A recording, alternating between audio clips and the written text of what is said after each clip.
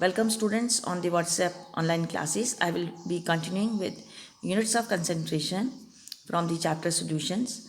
Now the sixth unit of concentration is parts per million. It is defined as mass of the solute present in 1 million parts by mass of the solution. This method is used for very dilute solutions. Thus for solute A, ppm is equal to mass of A divided by mass of solution into 10 raised to power 6. Now the last unit of concentration is formality. It is the number of formula masses of solute dissolved per liter of the solution. It is represented by F, and F is equal to number of formula mass of solute divided by volume of solution in liters. It is used to express the concentration of ionic solutions because ionic compounds do not exist as such in solutions and they separate into ions and hence moles cannot be calculated. Now I will be starting with new chapter, solubility of gases in liquids. You know, gases are completely miscible with each other. They are also dissolved in solids as well as liquids. For example, soda water contains carbon dioxide dissolved in water under high pressure. Oxygen also dissolves in water. That's why the aquatic life is possible. The solubility of a gas is determined by Henry's law, which states that the solubility of a gas in a liquid is directly proportional to the pressure of a gas. Pressure of a gas, equilibrium with liquid at temperature, mole fraction of the gas in the solution as a measure of its solubility.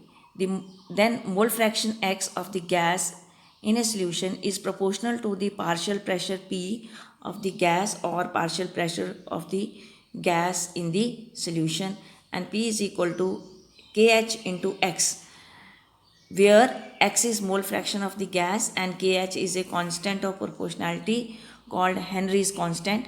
KH is a function of the nature of the gas and its value is influenced by temperature.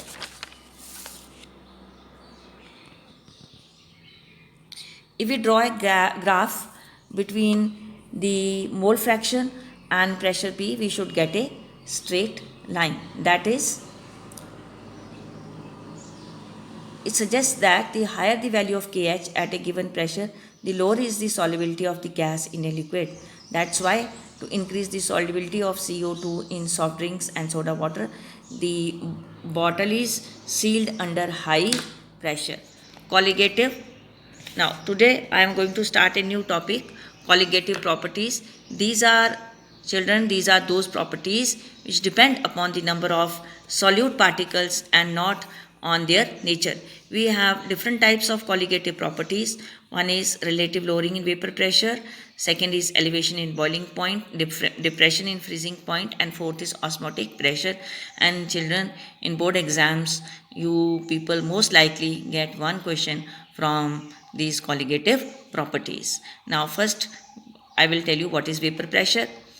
Whenever we have a liquid in close contact with its vapors in a sealed container, the vapors of the liquid exert some pressure on its surface and this is known as vapor pressure.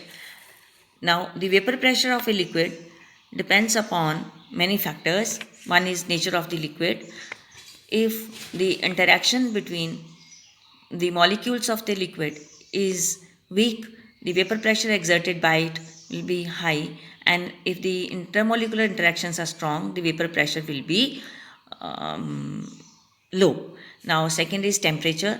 Temperature also play a vital role in deciding the vapor pressure because higher the temperature, higher will be the kinetic energies of the molecules on the surface and higher will be the pressure and vice versa. Then nature of the solute added to the solvent to get a solution. Here we will be discussing binary solution, that is a solution consisting of two components, solute and solvent, and both are liquids. Now the effect of nature of a solute on the vapor pressure of a solution is given in terms of Raoult's law. Raoult's law for volatile solutes. We are considering here a binary solution in which both the solute and the solvent are liquids.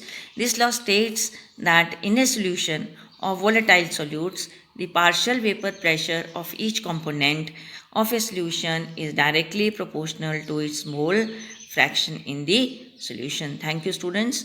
Tomorrow I will be taking up mathematical concept of Raoult's law and different types of solutions like ideal solutions and non-ideal solutions. Thank you.